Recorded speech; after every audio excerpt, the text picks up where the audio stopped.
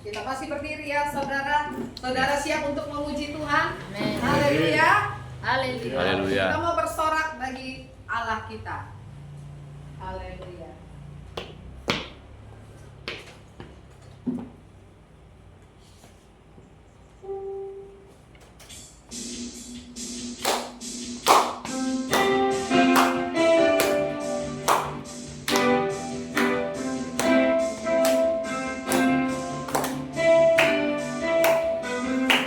Mari kita bersorak-sorai bagi Allah kita. Haleluya.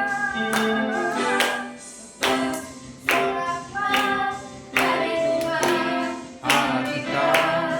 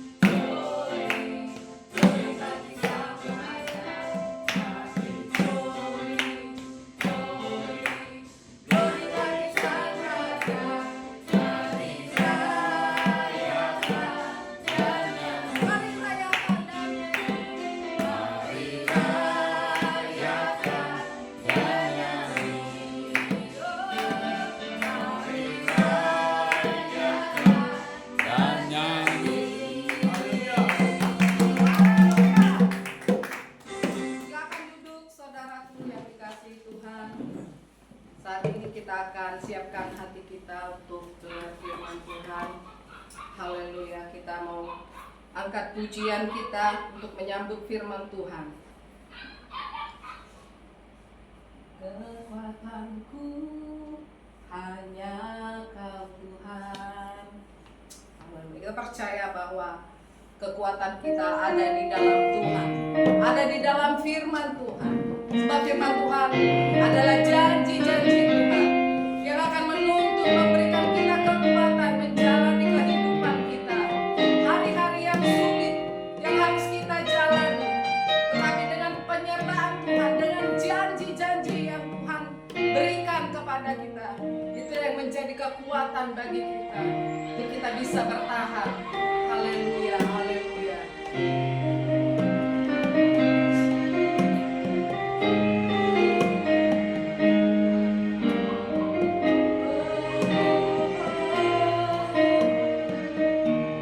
Kekuatanku hanya Kau Tuhan.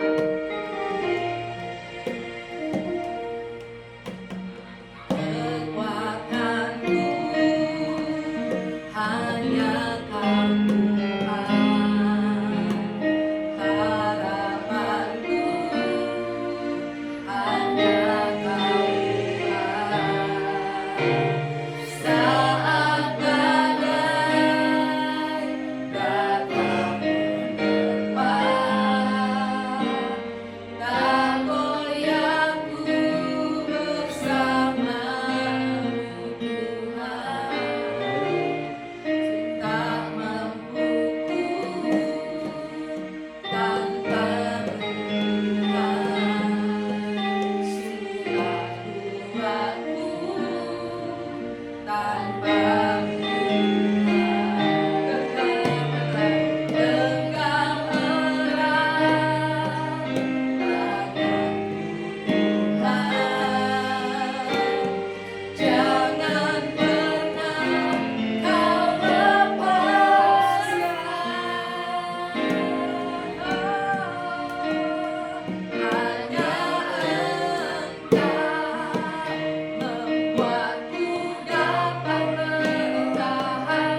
Hanya Engkau yang selalu kuandalkan saat aku ada di batas kekuatanku.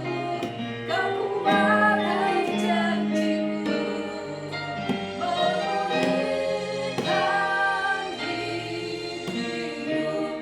Katakan hanya Engkau, hanya Engkau membuatku dapat bertahan. Hanya Engkau yang selalu kuandalkan saat aku ada di batas kekuatanku. Kekuatan Janji-Mu memulihkan hidup. Kekuatan janji-Mu memulihkan. Kekuatan janji-Mu memulihkan hidupku.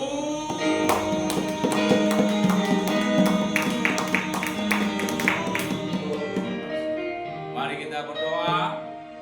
Bapa, sungguh Engkau yang telah berjanji, karena Engkau adalah Allah yang setia, yang akan senantiasa menopang kami, memberikan kekuatan pada kami. Terima kasih Bapa yang baik, karena Engkau sungguh baik bagi kami. Oleh karena itu kami ada di tempat ini saat ini, di ibadah minggu kami Tuhan, untuk kami akan mendengarkan firman-Mu. Berfirmanlah Tuhan bagi setiap kami. Berfirmanlah juga Tuhan bagi setiap siapapun Tuhan yang ada, setiap kami yang dengan rindu haus akan firman Tuhan, yang akan bersyukur senantiasa kehadiran Tuhan. Terima kasih Bapa, terpujilah nama-Mu. Dalam nama Tuhan Yesus kami berdoa dan mengucap syukur. Dalam nama Yesus, semua kita yang siap untuk mendengar firman Tuhan, mari bersama-sama katakan Amin, amin, amin. Saya sapa kita sekali lagi. Shalom. Shalom. Dan jangan segan-segan kalau mau berikan tepuk tangan yang meriah. Buat Haleluya. Tuhan Yesus. Biarlah segala puji, segala hormat hanya kepada Tuhan kita Yesus Kristus. Amin. Haleluya. Saudara dikasih Tuhan, adakah kita semuanya hari ini bersuka cita? Amin. Yang bersuka cita boleh katakan haleluya. Haleluya. Saya percaya saudaraku, sukacita yang daripada Tuhan itu adalah kekuatan kita. Kapan kita bersuka cita maka akan ada kekuatan yang baru daripada Tuhan. Dan hari ini saya percaya walaupun di tengah-tengah situasi yang sangat sulit sekali, ya, kita masih bisa tetap beribadah. Amin. Kita masih tetap bisa bersuka cita. Saudaraku, hari ini saya rindu kita untuk melihat satu kebenaran daripada firman Tuhan dari Injil Matius pasal yang ke-24. Dalam satu perikop yang ada tertulis di situ dari ayat yang ketiga sampai dengan ayatnya yang ke-14 adalah permulaan penderitaan. Tapi kita, saudaraku, saya rindu kita membaca ya dari ayatnya yang keempat saja sampai dengan ayat yang ke-8. 4 ayat di sini, saudaraku, yang akan mendukung firman Tuhan hari ini yang boleh kita terima bersama-sama untuk kita boleh bersama-sama akan menjalani kehidupan kita di hari-hari terakhir ini. Baik, mari kita bangkit berdiri bersama-sama. Kita akan bacakan. Saya akan mulai baca ayat yang genap, ayat yang keempat. Bapak, Ibu, saudara sekalian, dengan kasih Kristus saya undang kita bangkit berdiri untuk membacakan ayatnya yang ganjil, ayat yang kelima. Sudah dapat? Yang sudah dapat katakan haleluya. Haleluya. Ayo bangkit berdiri bersama yang sudah dapat katakan sekali lagi haleluya. Haleluya. Saya akan baca terlebih dahulu ayat yang keempat. Secara respons dia bergantian. Jawab Yesus kepada mereka, waspadalah supaya jangan ada orang yang menyesatkan kamu. Sebab banyak orang akan datang dengan memakai namaku dan berkata, akulah Mesias, dan mereka akan menyesatkan banyak orang. Kamu akan mendengar deru perang dan kabar-kabar tentang perang. Namun berawas-awaslah, jangan kamu gelisah, sebab semuanya itu harus terjadi, tetapi itu belum kesudahannya. Sebab bangsa akan bangkit melawan bangsa dan kerajaan melawan kerajaan. Akan ada kelaparan dan gempa bumi di berbagai tempat. Sama-sama ayat terakhir itu ayat 8. Akan tetapi semuanya itu barulah permulaan penderitaan menjelang akhir zaman. Silakan duduk saudara. Tema firman Tuhan hari ini saudaraku adalah permulaan akhir zaman. Silakan duduk. Permulaan akhir zaman. Saya yakin kita ini sekarang sedang berada di masanya akhirnya ya dari dunia ini, di akhir zaman. Saya yakin saudaraku, Tuhan sudah tidak lama lagi datang. Ya, oleh karena itu hari ini ada 3 hal ya tanda-tandanya yang akan lihat dari nats ini. Ada 3 hal, ada berapa hal? Ya. Ada 3 hal yang akan kita lihat tanda-tanda akhir zaman. Yang pertama, saudaraku, tanda yang pertama adalah banyaknya penyesatan. Apa yang pertama? Banyaknya penyesatan. Sama-sama bilang, banyaknya penyesatan. Banyaknya Iya. penyesatan.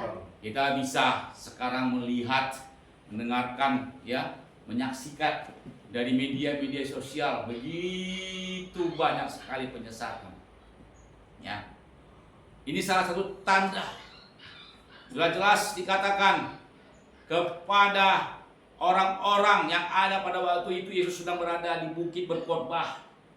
Ya, saat ini saya bukan di bukit ya berkhotbah ya, di gereja. Walaupun ketinggiannya lebih tinggi dari saudara, ada kira-kira 1,5 meter, ya, bisa terlihat. Kalau hadir penuh nanti di sini jemaat Tuhan yang ada di gereja di kita ini Betel ya, gereja Betel Melanesia Gold ya, jemaat Gloria bisa penuh. Ada 100 orang lebih kurang ya. Amin. Amin. Ya, bisa menyaksikan karena saya sedang berada di atas ketinggian yang lebih dari saudara yang duduk jemaat. Ya, Tuhan Yesus juga pada waktu itu sedang berkhotbah di bukit dan orang-orang bertanya tentang kedatangan Tuhan dan tanda-tanda, dan Yesus menjawab. Saya di sini tidak mengutip apa kata orang tentang akhir zaman. Saya tidak mau menyampaikan apa pendapat orang tentang akhir zaman, walaupun ada banyak orang berpendapat ini dan itu, tapi hari ini saya hanya menjelaskan sesuai dengan Alkitab. Ada 3 hal dari apa yang kita baca tadi secara responsorial, secara bersama-sama. Yang pertama apa? Banyaknya penyesatan. Ya, waspadalah, Yesus katakan kepada mereka, supaya jangan ada orang yang menyesatkan kamu. Banyak orang yang mau menyesatkan saudara. Banyak orang yang mau menyesatkan kita, saudara. Ini jelas dikatakan Tuhan Yesus, waspadalah supaya jangan ada orang yang menyesatkan kamu. Mengapa Yesus mengatakan ini? Karena ada begitu banyak orang yang mau menyesatkan gereja, menyesatkan umat Tuhan. Banyak sekali saudara-saudaraku di akhir zaman ini menjelang kedatangan Tuhan. Dan Yesus katakan, banyak orang nanti akan memakai namaku. Ya, kita memang bisa terkecoh. Kalau ada orang memakai nama Yesus, bisa terkecoh. Bahkan nama Yesus itu sebenarnya banyak juga dipakai oleh orang lain yang ada ya, yang sekarang ini. Tapi kita tidak percaya, kita imankan bukan orang-orang yang memiliki nama-nama yang ada saudara. Hari ini Tuhan Yesus mau supaya kita hanya mempercayai Tuhan Yesus yang adalah siapa? Mesias. Ya, walaupun dikatakan Yesus di sini, nanti akan ada banyak orang datang memakai namaku dan berkata akulah Mesias, dan mereka akan menyesat banyak orang. Kita harus percaya Tuhan Yesus yang mana yang menyelamatkan kita. Tuhan Yesus yang mana yang benar-benar menjadi Tuhan dan Raja kita.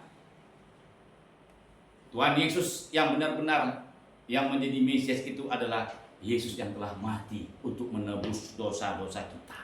Ada amin? Amin. Tuhan Yesus yang benar-benar mengasihi saudara, mengasihi umatnya tanpa pamrih.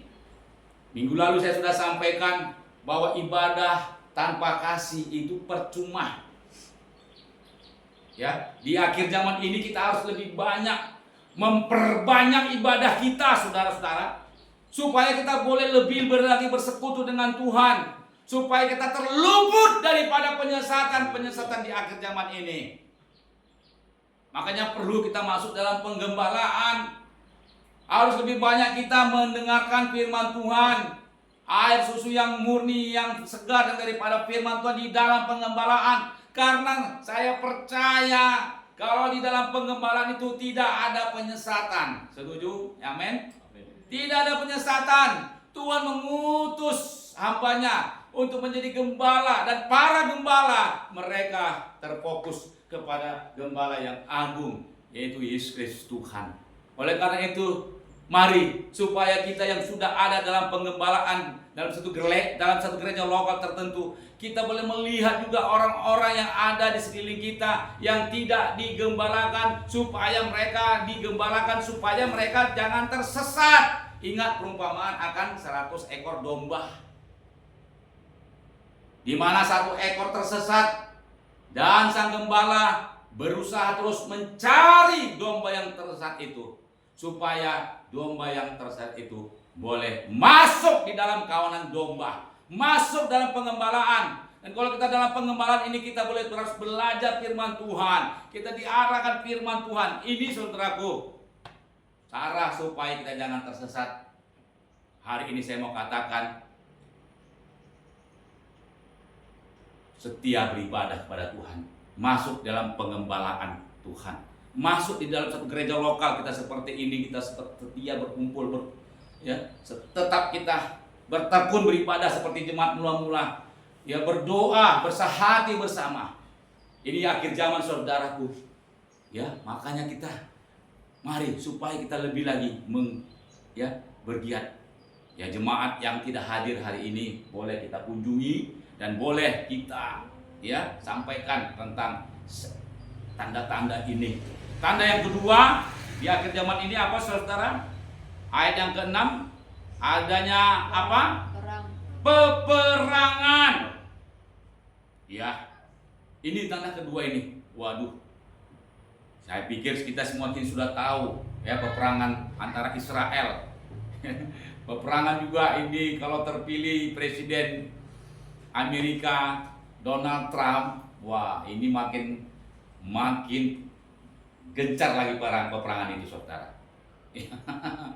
Karena memang Donald Trump ini salah seorang presiden yang mendukung Israel sepenuhnya, ya.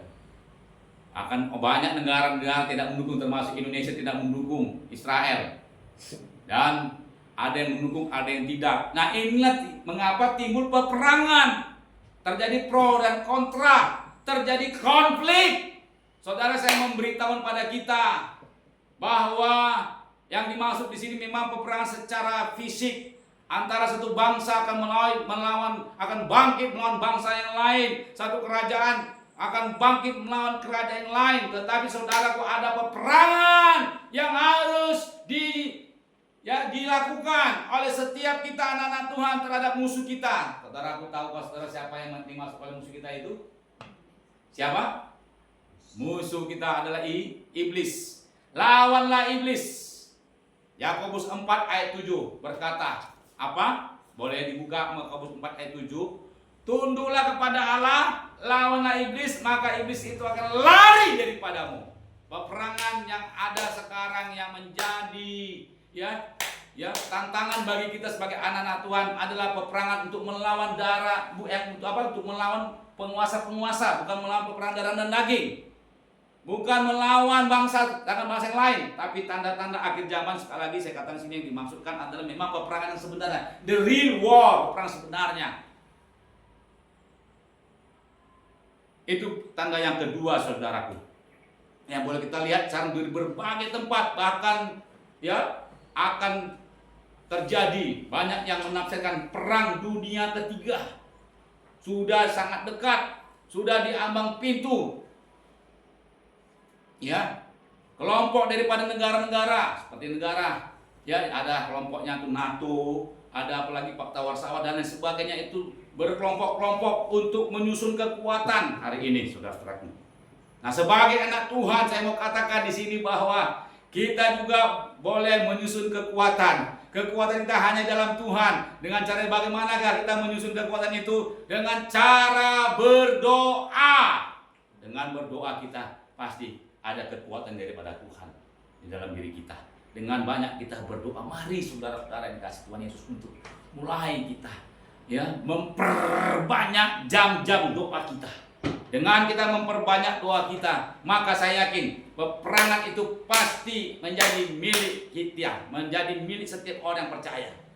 Kalau ada dalam peperangan antara satu bangsa dengan bangsa, pasti siapa yang paling kuat itulah yang menang. Betul atau betul? Iya kan? Tapi jangan salah juga, bangsa kita, bangsa Indonesia dulu bisa dikatakan tidak bangsa yang kuat, tapi bisa menang dari penjajahan baik Belanda maupun Jepang. Dikarenakan apa? Semangat daripada bangsa kita Indonesia. Semangat 45. Kita bulan depan sudah bulan Agustus, masuk bulan Agustus, di mana bulan depan itu adalah hari kemerdekaan kita. Bangsa Indonesia akan ingat 17 Agustus. Kalau ingat 17 Agustus, kita ingat peperangan yang merebut Indonesia ini dari penjajahan. Nah, semangat yang ada pada setiap para pejuang Indonesia, khususnya pejuang 45 ini ada, sehingga ini bisa membuat kemenangan. Demikian juga kita, saudaraku, harus semangat kita dalam mengikut Tuhan. Harus kita semangat 45. Semangat 45 memuji menyembah Tuhan. Pasti kalau dengan semangat kita menghadapi setiap masalah dengan sukacita, orang yang bersemangat itu adalah orang yang bersukacita. Ada amin? Amin. Sekali lagi, orang yang bersemangat itu adalah orang yang bersukacita. Maka jika saudara tidak ada semangat, maka hilang sukacita, timbul segala sakit penyakit, tendang iri hati dan lain sebagainya. Hati yang gembira adalah obat. Tapi dikarenakan ada sakit penyakit mungkin dalam tubuh saudara, membuat saudara menjadi lemah iman, membuat saudara menjadi patah semangat. Hari ini dengarkan baik-baik bahwa kita berperang melawan penguasa-penguasa roh jahat, melawan tipu daya daripada si iblis. Tapi Yakobus 4 ayat 7 jelas berkata, kalau kita tunduk kepada Allah, tunduk kepada Allah, lawanlah iblis itu akan lari daripada kita. Tunduk kepada Allah itu, termasuk juga tunduk kepada pemimpin. Anak-anak menghormati orang tua. Dalam pekerjaan saudara punya atasan, saudara tunduk, artinya setiap apa yang ditugaskan diperintahkan. Itu termasuk juga, saya percaya. Itu yang kedua. Yang ketiga, yang terakhir, tanda-tanda akhir zaman ini saudaraku adalah apa? Perhatikan di ayatnya yang ke-7. Selain bangsa akan bangkit melawan bangsa, kerajaan melawan kerajaan, akan ada kelaparan dan gempa bumi di berbagai tempat. Ini jelas sekali saudara-saudaraku. 3 hal, 3 tanda saya sampaikan kepada kita pada pagi hari ini dalam ibadah kita, saudaraku. Tanda-tanda akhir zaman ini masih permulaan penderitaan. Yang ketiga adalah adanya kelaparan dan gempa bumi. Ini pasti firman Tuhan digenapi. Terjadi kelaparan. Saya pikir di sini kita nggak ada yang kelaparan ya. Nggak ada yang kelaparan. Itu biasanya kelaparan di mana? Ada yang tahu? Di tempat daerah-daerah yang sangat sulit sekali. Di Ethiopia, di mana di sana kurang bahan pangan, tapi saudara dikasih Tuhan, saya yakin saudara harga kenaikan harga bahan baku sekarang, sembako 9 bahan pokok sudah naik melambung. Ini juga sebagai satu tanda akhir zaman, permulaan penderitaan, sulit untuk mendapatkan beras, sulit untuk mendapatkan makanan, sehingga terjadi kelaparan. Pasti akan terjadi dan digenapi. Dan kita sebagai anak Tuhan, kita diberikan hikmat, kita diberikan kepada kita hikmat daripada Tuhan untuk bisa kita bertahan. Perhatikan saudara hari ini, mari, walaupun keadaan akhir zaman ini sekarang kita sedang melihat, kita diperhadapkan ada 3 hal tadi, tapi kita sebagai anak Tuhan, mari saudara perhatikan di sini dikatakan itu adalah baru permulaannya menjelang akhir zaman. Apa yang harus kita lakukan sebagai seorang anak Tuhan, sebagai pengikut Tuhan Yesus? Saya katakan kita masuk dalam pengembalaan, supaya kita jangan tersesat. Perhatikan bahwa ayat yang ke-13 ini ayat sebagai kesimpulan apa yang harus kita kerjakan, apa yang harus setiap anak Tuhan lakukan menjelang kedatangan Tuhan di akhir zaman ini. Yang ke-13, secara singkat saya menyampaikan khotbah kita pada hari ini supaya kita benar-benar boleh meresapi ayat demi ayat yang ada, dan kita tidak hanya sekedar mendengar, tapi kita mau melakukan firman Tuhan ini, saudaraku. Undang kita bangkit berdiri bersama-sama. Ayat 13 ini kita baca, saudaraku, dan kita mau menjadi orang-orang yang tetap bertahan, saudaraku. Jangan dikarenakan ada nanti penyesatan kita jadi terpengaruh, kita akhirnya kita disesatkan. Jangan nanti dikarenakan ada peperangan kita jadi takut, kita jadi tidak mau untuk beribadah, kita menjadi sangat gelisah. Jangan nanti kalau karena ada kelaparan dan gempa bumi kita semakin menambah depresi. Hari ini saudara, ayat 13 mari bersama-sama kita baca. Matius 24, inilah yang harus kita lakukan, inilah yang harus kita kerjakan supaya kita orang-orang yang mau diselamatkan, yang sampai kepada kekekalan, yang akan menerima upah kita di surga, yaitu hidup yang kekal. Ayat 13 kita baca bersama-sama. 1, 2, 3 ya. Tetapi orang yang bertahan sampai pada kesudahannya akan selamat. Sekali lagi, tetapi orang yang bertahan sampai pada kesudahannya akan selamat. Tetap kita berdiri, saudaraku. Haleluya. Tutup mata kita, saudara. Mari Ini adalah perkataan langsung dari Tuhan Yesus. Bukan perkataan Reinhard Bonnke, Kathryn Kuhlman, Benny Hinn, atau orang-orang lain yang hebat-hebat di dunia. Ini perkataan langsung dari Tuhan Yesus. Gak salah memang kita mendengarkan perkataan orang-orang yang ada di dunia ini yang hebat-hebat. Tapi kadang-kadang orang-orang yang hebat itu, orang-orang yang hebat yang ada di dunia ini bisa juga jatuh. Mereka kadang-kadang juga lemah dan perlu perkataan dari Tuhan Yesus. Perlu ada firman Tuhan. Oleh karena itu, tetaplah kita berpegang teguh pada firman Tuhan. Hari ini Tuhan Yesus berkata kepada setiap kita bahwa orang yang bertahan sampai pada kesudahannya lah yang akan selamat. Dan saya mau bertanya kepada setiap kita sambil musik, ya, Tuhan tetap setia. Adakah kita semua yang hadir pada hari ini mau tetap bertahan? Amin. Bertahan apakah maksudnya? Coba saudara tutup mata. Roh Kudus ada di tengah-tengah kita. Walaupun keadaan sekarang semakin tambah sulit, tanda-tanda akhir zaman, mulai ada penyesatan di mana-mana terjadi. Kadang-kadang penyesatan dari gadget juga, dari teknologi. Tidak ngetren rasanya kalau kita tidak memiliki satu handphone. Tidak hebat rasanya kalau kita tidak mengikuti apa kata dunia. Saya pikir itu lambat laut akan menjadi suatu penyesatan bagi kita. Pengaruh daripada media-media sosial, teknologi sekarang bertambah-tambah canggih. Banyak gereja memiliki lampu gemerlapan dalam ibadahnya, dan banyak juga gereja mengikuti seperti itu.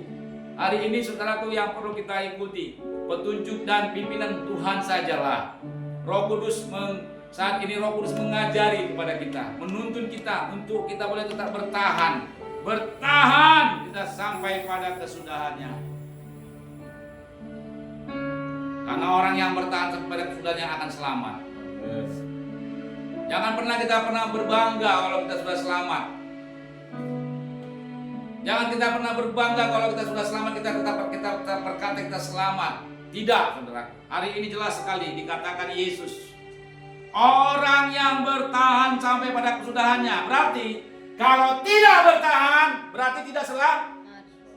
Sekali lagi, Matius 24 ayat yang ke-12 ini dikatakan, ayat 13, sekali lagi Matius 24 ayat 13 ini berkata, tetapi orang yang bertahan sampai pada kesudahannya akan selamat. Maka orang yang tidak bertahan sampai pada kesudahannya akan binasa. Bagaimana cara kita bisa bertahan sampai pada kesudahan? Hari ini saudaraku dikasih Tuhan Yesus. Mari tundukkan kepala kita. Roh Kudus akan mengajarkan sesuatu